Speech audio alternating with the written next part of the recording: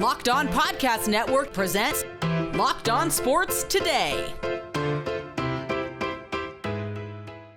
Who are the most valuable players for you to target in fantasy football this year, you ask? We have answers. Also, did the Yankees make the deal that makes them a World Series team? And could Derrick Henry have one more historic run in him? I'm Peter Bukowski, starting your day with the can't-miss stories and biggest debates in sports. You're Locked On Sports Today. Searching all major sports. Found. Let's start with the biggest story. Well, we're not going to all rise here, and certainly the fans in Philly didn't, but Aaron Judge gave them plenty of reasons. A 14-4 throttling of the Philadelphia Phillies by the New York Yankees, who are now 63-45 as we head toward the Major League Baseball trade deadline. Brian McKeon from Locked On Yankees joins me now. And Brian, I talked to Stacey, your co-host, about this team a couple of weeks ago about what has changed. But let's start with Aaron Judge, who once again just looks like he's going to be starring in the new Avengers movie whenever that comes out. 315 batting average now, 99 RBIs on the season, and we're still in July. He's basically been a runaway for the MVP this entire year. It's really been the most curious point of how they've been so bad over the last 2 months, because they have two of the top three MVP candidates in the American League in the middle of their lineup, and they can't seem to win games. But now you're talking three in a row. Aaron Judge being a big part of it in these three games, really a positive sign coming out of him. Yeah, this has been a truly roller coaster season. And I hate using that word, but it seems like the best one to apply here, because if you take a 10 or a 15 game sample here or there, you could go, well, this team stinks, or you could go, this team is going to obviously win the pennant.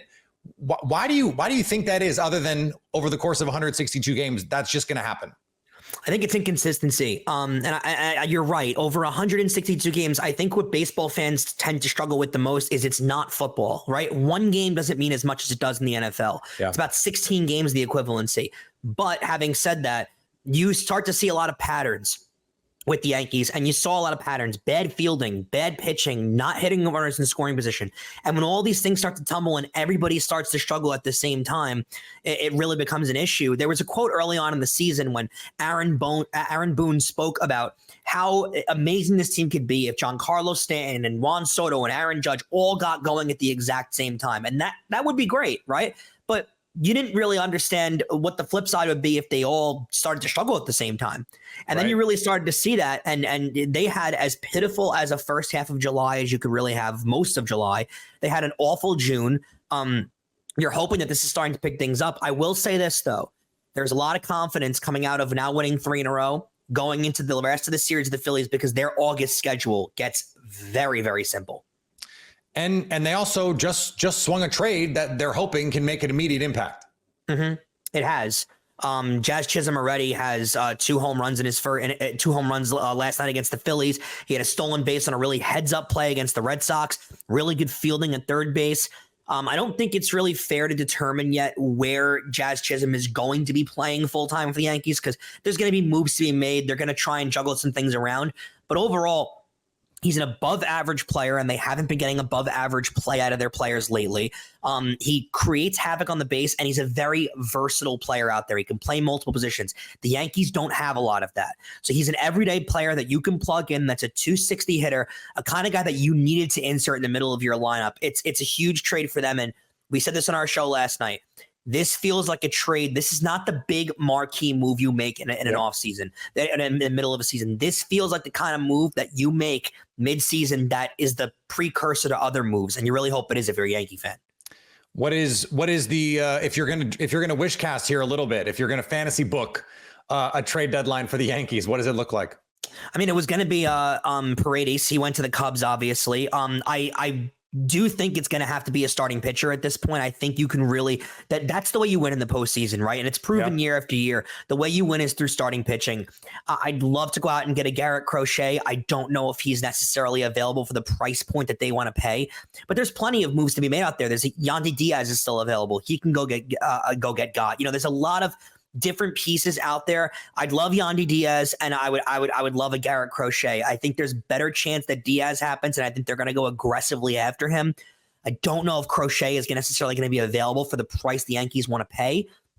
But if I could do either, I would do this. The problem with the Yankees right now is they have to be all in. When you make that Juan Soto trade last offseason, you tell everybody that you have to be all in this season. You have to try and win immediately. So they're going to expect in the last day of this trade deadline, expect big moves to be made, expect big swings, and don't be surprised if their top prospects are moved. Stay up to date all year on the New York Yankees by subscribing to Locked On Sports Today and Locked On Yankees on your favorite podcast app and on YouTube. Thanks for making Locked On Sports Today your first listen. Coming up, we get an expert's opinion on how to draft a fantasy quarterback, as well as some rookies who could have some fantasy upside, and one player you're not thinking of who could win you your fantasy league. Before we get to that, teams are really going for it, shopping before the trade deadline. Or are they? No football, no NBA, no problem with FanDuel. Baseball, WNBA comes back soon. We got the Olympics right now. There's NFL futures, plenty to dive into over at FanDuel, America's #1 sportsbook. And this summer, FanDuel is hooking up all customers with a boost or a bonus daily. That's right. There's something for everyone every day all summer long. With the moves that have happened so far, FanDuel believes that the NFL Championship Series could possibly be the actual World Series. The Dodgers are the favorites to win the World Series. FanDuel has them plus 320. The Phillies right behind them at plus 460. The Yankees are the favorite AL team, plus 550, followed closely by their division rival Orioles, plus 650. What are you waiting for? Head to FanDuel.com and start making the most out of your summer. FanDuel, official sports betting partner of Major League Baseball. If you're catching this episode after hearing your favorite Locked On show, make sure to subscribe to Locked On Sports Today on YouTube or wherever you get your podcasts so you never miss an episode. Cardinals, Dodgers, and White Sox made a rare 3-team trade ahead of the Major League Baseball deadline. The Cardinals were able to fill not one but 2 holes with the deal. The Cardinals have made their first trade deadline move, and it's a big one. Hey, it's JD from Locked On Cardinals, and the Cardinals have swung a 3-way deal involving the White Sox and the Dodgers. The Cardinals receive starting pitcher Eric Fetty and outfielder Tommy Pham. The Dodgers get Tommy Edman and reliever Michael Kopech, while the White Sox will get Miguel Vargas and the Dodgers' number 17 and number 23 prospects. Now, for the Cardinals, Fetty is a former first-round pick. He won the KBO Cy Young and MVP awards in Korea last year. 7-4 with a 3.11 ERA over 21 starts with Chicago. Tommy Pham hitting .266 with an OPS plus of 102, but against lefties, his split OPS plus is 137. Edman's been hurt all season. The Cardinals get to upgrade their rotation and their outfield without sacrificing anybody from the current roster or any prospects. I see this as a win for John Mozeliak and the Cardinals. For the latest updates and info, be sure to keep it Locked On Cardinals. The Guardians acquired some outfield help from the Nationals with Lane Thomas.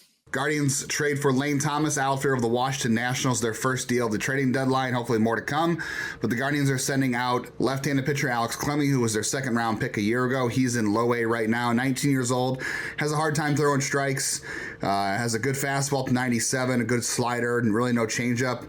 Kind of feels like a future reliever. I had him ranked 17th at midseason. Guardians giving up shortstop Rafael Ramirez Jr., who's 19 at low A. A lot of strikeouts, working to flatten out his swing, a very uppercut-heavy swing. A lot of swing and miss issues, probably going to outgrow shortstop. Jose Tena is kind of a utility infielder, a lot of pop, good speed, good arm, can play all 3 infield positions pretty well, but mostly a future utility infielder with some power. For Lane Thomas, he's under control till next year. He's 29 here in a month. Really good platoon outfielder against lefties, not so much against righties. Not a great defender. He's going to play right, but the Guardians had to pay, a decent amount to get a platoon outfielder who can hit lefties and has control for next year in this market. And the Astros got some pitching help with Yusei Kikuchi. Well, the Houston Astros have made the first trade in what fans are hoping isn't their last, but we'll have to see. Yusei Kikuchi will be a Houston Astro. He has not had the best season this year. In his last 8 starts with a 7.75 ERA, he does have 130 strikeouts.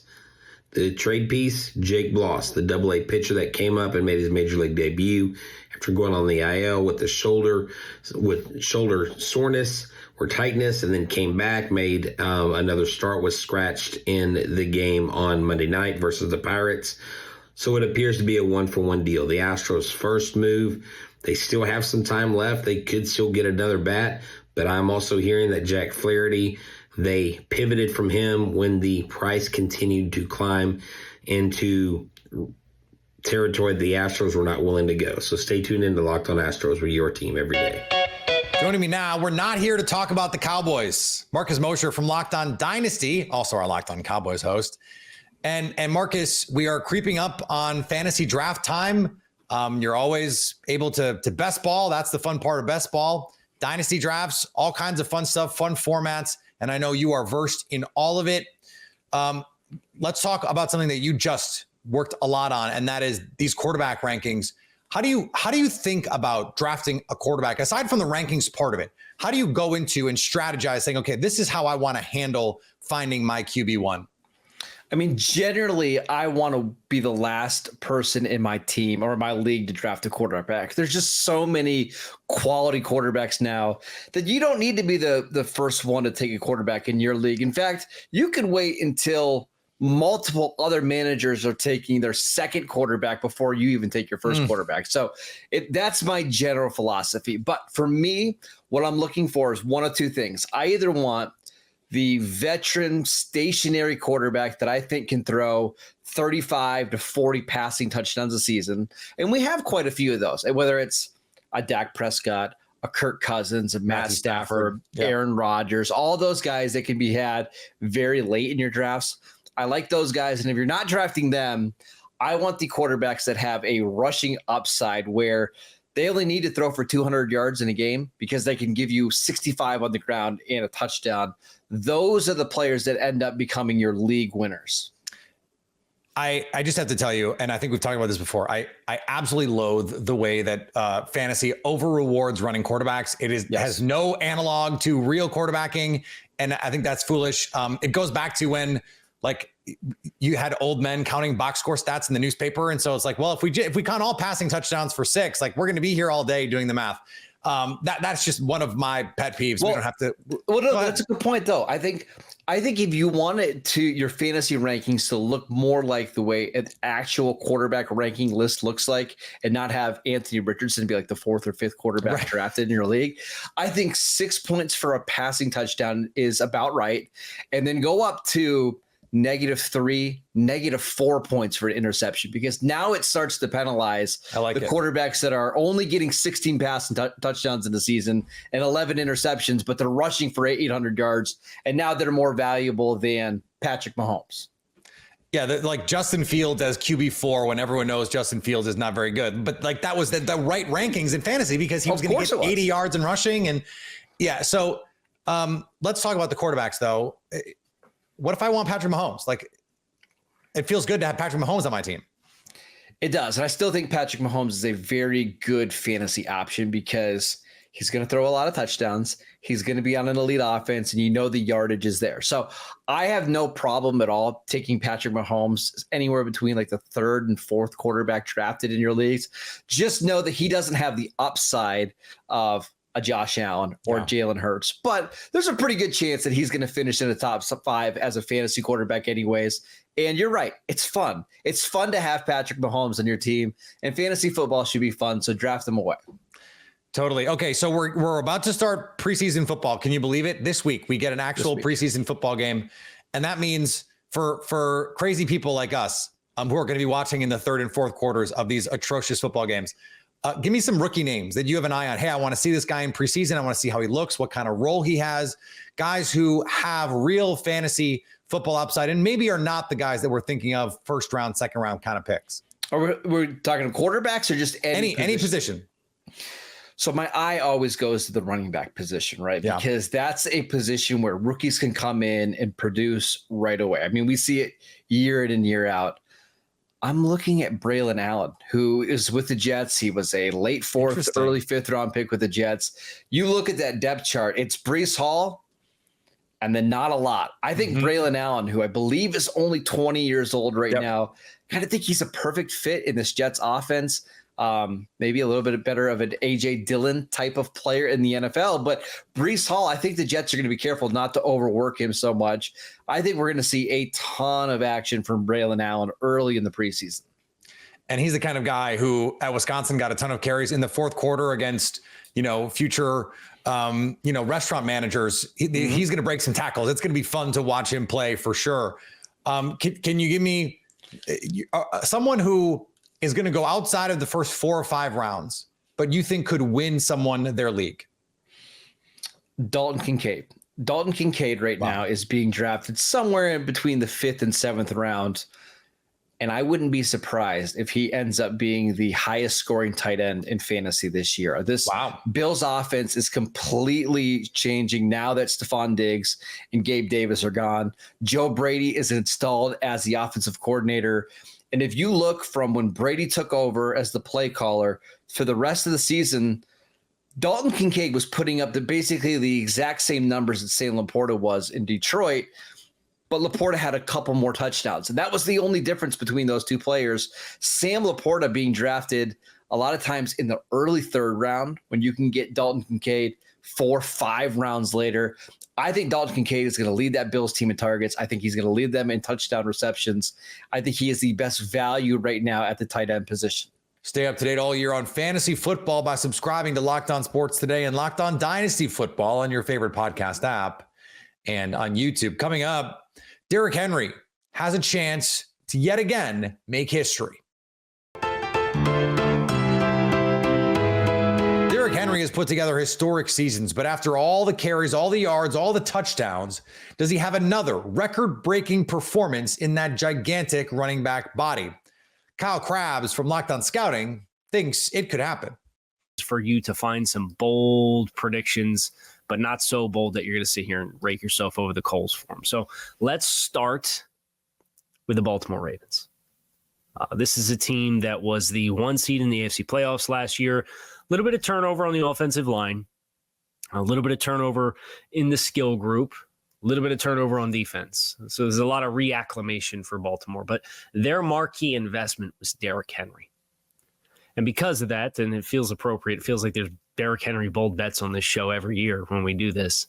I am betting that for Baltimore, Derrick Henry sets the single season rushing touchdown record in 2024. That record is Jamal Lewis with 14. I will take Derrick Henry at 15 or more on the rushing touchdowns. When you consider how effective Gus Edwards was carrying the ball last year and in years prior as a physical back who could pound short yardage and get in the end zone, and you consider Derrick Henry's there, and I think there's more home run hitting ability even at his age. Yeah, I think that's a nice bold bet to take. Now, these are bold predictions, so let's not hold Kyle to this one word for word. But the premise is sound. Inside the 5-yard line, the Baltimore Ravens are going to be able to put Lamar Jackson in the backfield, the greatest running quarterback, at the very least, since Michael Vick. You can make the case the greatest running quarterback of all time. And you have the running back of his generation, the most dominant physical presence in the backfield in a long, long time. Lamar Jackson is going to be able to give on an inside run or keep a little read option action. You are going to put defenses in absolute hell. Could that happen 25 times, 30 times? If it happens 15 times, 20 times, all Derrick Henry has to do is break a handful of runs longer than 5 yards off, and he's got a record on his hands. Now, I think they're going to want to keep Derrick Henry fresh enough that this is not going to happen. But I will not be surprised if Derrick Henry did. And finally, Aaron Rodgers was not pleased with the level of play at Jets practice yesterday. His longtime Packers teammate, Alan Lazard, now a Jet, called Rodgers demonstrative. Seems like that was the diplomatic terminology for it. One Jets beat reporter said the 4-time MVP was livid with the sloppiness.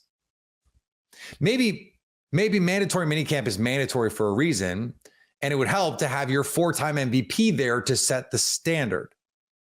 Just a thought. If you're catching this episode after hearing your favorite Locked On show, make sure to subscribe to Locked On Sports Today on YouTube or wherever you get your podcasts so you never miss an episode. Also, if you're a new subscriber to Locked On Sports Today, we're here for you with the biggest stories in sports every day. Coming up on the next Locked On Sports Today, we get you ready for the first NFL game of the 2024 season. So at least until tomorrow, stay locked on sports today. Locked On Podcast Network presents Locked On Sports Today. For more episodes of Locked On Sports Today, go to our video on demand. Click on Sports at the top of your screen. There, you'll find past episodes of Locked On Sports Today, plus other Locked On shows on demand.